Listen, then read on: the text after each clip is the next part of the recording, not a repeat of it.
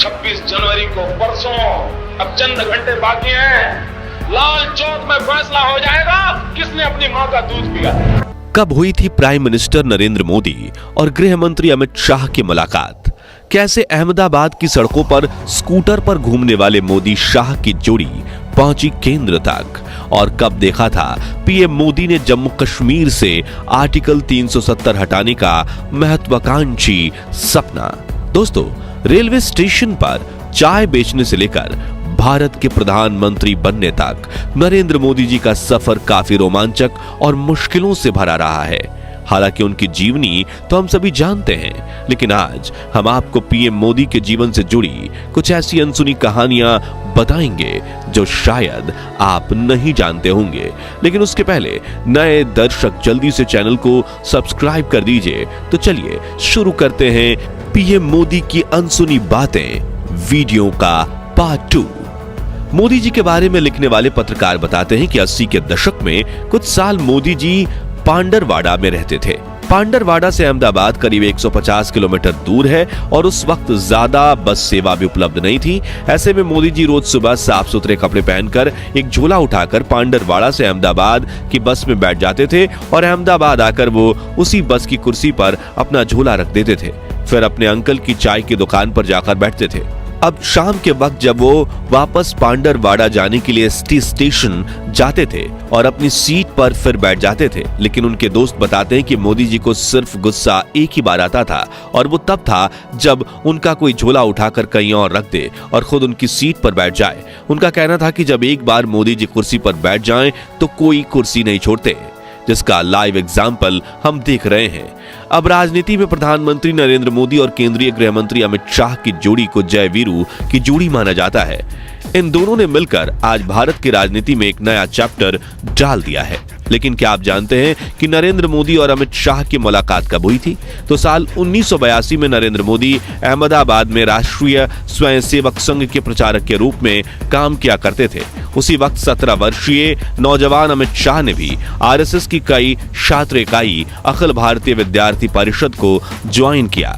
तभी संघ के ऑफिस में इन दोनों की औपचारिक मुलाकात हुई थी, जिसके बाद आरएसएस की शाखाओं से जुड़े कई कार्यक्रमों में इन दोनों की मुलाकात होने लगी। और यहाँ मजेदार बात यह थी कि नरेंद्र मोदी और अमित शाह दोनों की विचारधारा में काफी समानता थी और मोदी जी अमित शाह की सोच से काफी प्रभावित थे। इसी तरह जान पहचान धीरे धीरे गहरी दोस्ती में बदलने लगी और 1986 आते आते ये दोनों सच्चे दोस्त बन गए। इसी साल नरेंद्र मोदी ने भाजपा पार्टी से जुड़कर राजनीति में भी कदम रखा और भाजपा ने उन्हें गुजरात बीजेपी में संगठन महामंत्री के पद पर तैनात किया। उस वक्त नरेंद्र मोदी को एक राइट हैंड की जरूरत थी जो गुजरात में भाजपा पार्टी को ताकतवर बनाने की रणनीति बनाने में उनकी सहायता करे, और उन्होंने अमित शाह को ये जिम्मेदारी सौंप दी। अगले साल 1987 में अहमदाबाद में म्युनिसिपल इलेक्शन होता है। उस वक्त मोदी जी ने भारतीय जनता पार्टी के लिए खुद को इतना समर्पित कर दिया था कि वो इलेक्शन से पहले अहमदाबाद की हर गली नुक्कड़ का चक्कर काटते थे और देखते थे कि भाजपा उम्मीदवारों के पोस्टर वगैरह सही से लगे हुए हैं ना।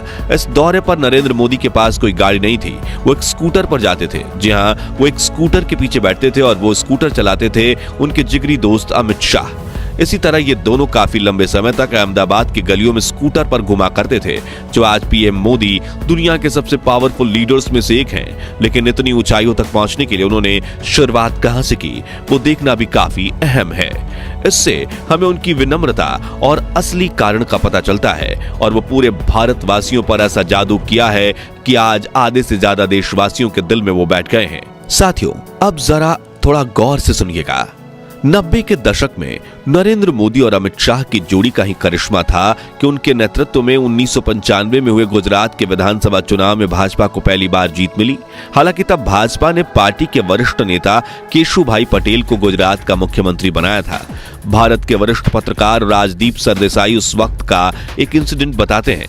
वो कहते हैं कि खानपुर अहमदाबाद में बीजेपी का छोटा सा ऑफिस था और मोदी जी बाहर बैठकर खाखरा खा रहे थे। बीजेपी के बाकी बड़े नेता जैसे कि शंकर सिंह बघेला, केशुभाई पटेल और सुरेश मेहता अंदर की तरफ बैठे थे। तभी मोदी जी के साथ बाहर कुर्सी पर बैठकर उन्हें मैं कहता हूं कि नरेंद्र भाई, आप यहाँ क्यों बैठे हैं, अंदर जाइए ना। तो उन्होंने कहा कि नहीं, वो बड़े लोग हैं, उनको बैठने दीजिए, मैं यहाँ हूँ। यानी उनको मीटिंग में बुलाया भी नहीं गया था। लेकिन हाँ, पूरे देश के सामने तो नरेंद्र मोदी का शक्तिशाली व्यक्तित्व उभर कर सामने जरूर आने लगा था।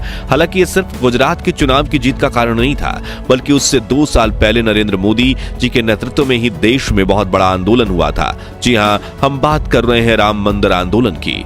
सन 1990 में लाल कृष्ण आडवाणी भाजपा के अध्यक्ष हुआ करते थे और अयोध्या की विवादित भूमि पर एक बार फिर राम मंदिर बनाया जाए, जिससे मुगलों ने तोड़कर बाबरी मस्जिद बनाई थी। इस उद्देश्य से उन्होंने 12 सितंबर 1990 के दिन यह ऐलान किया था कि मैं रथ यात्रा के जरिए 30 अक्टूबर के दिन अयोध्या पहुंचूंगा, और उसी दिन उन्होंने अयोध्या में कार सेवा का ऐलान किया।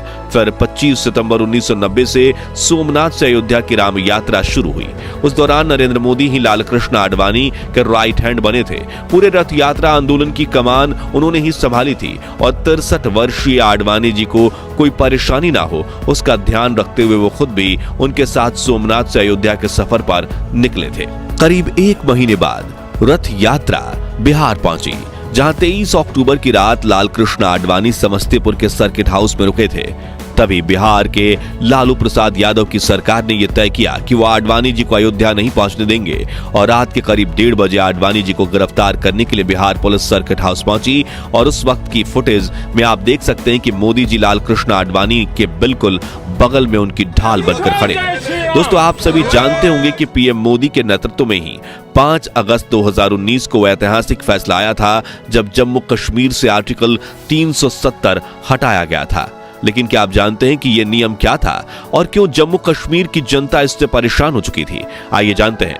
दरअसल 17 अक्टूबर 1949 के दिन भारत के संविधान में आर्टिकल 370 को शामिल किया गया था, जो जम्मू कश्मीर को भारत के संविधान से अलग रखता था। इसके तहत राज्य सरकार को अधिकार था कि वो अपना संविधान स्वयं तैयार करे।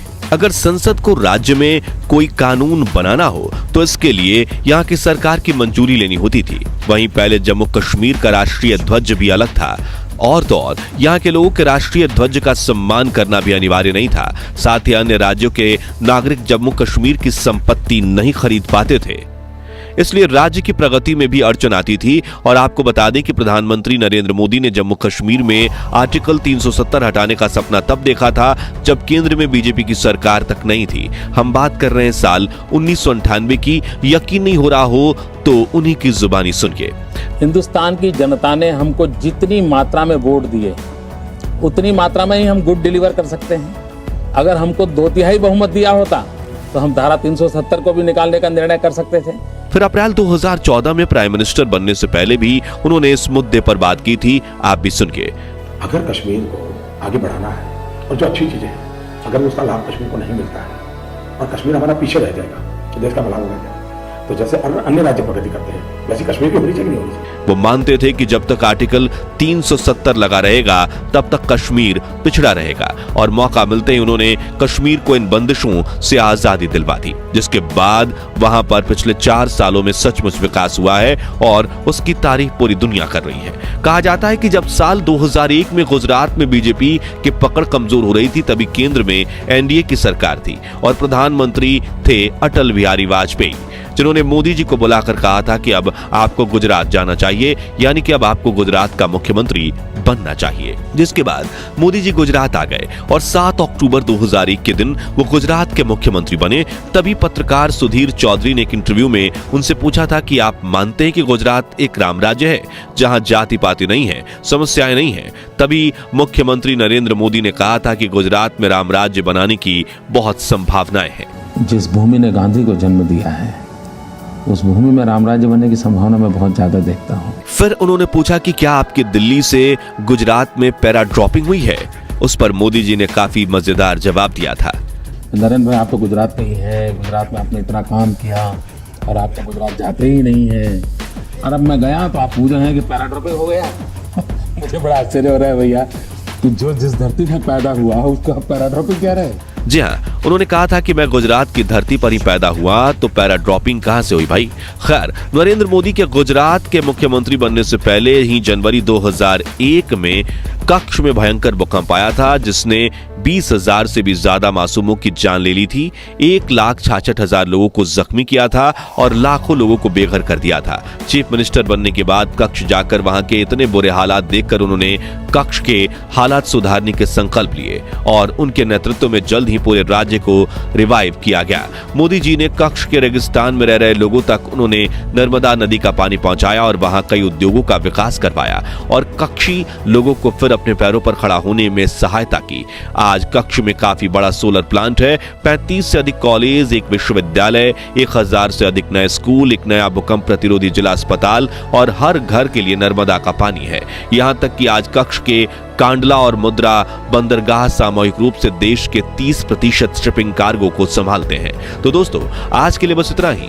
अगर आप पीएम नरेंद्र मोदी से जुड़ी ऐसी ही अनसुनी बातों को पार्ट 3 में देखना चाहते हैं तो कमेंट बॉक्स में नेक्स्ट पार्ट जरूर लिखिएगा। पार्ट 1 आप वीडियो के एंड स्क्रीन से देख सकते हैं। ये वीडियो अच्छा लगा हो तो इसे लाइक और शेयर कर दीजिएगा। साथ ही हमारे चैनल को सब्सक्राइब जरूर कीजिए। धन्यवाद।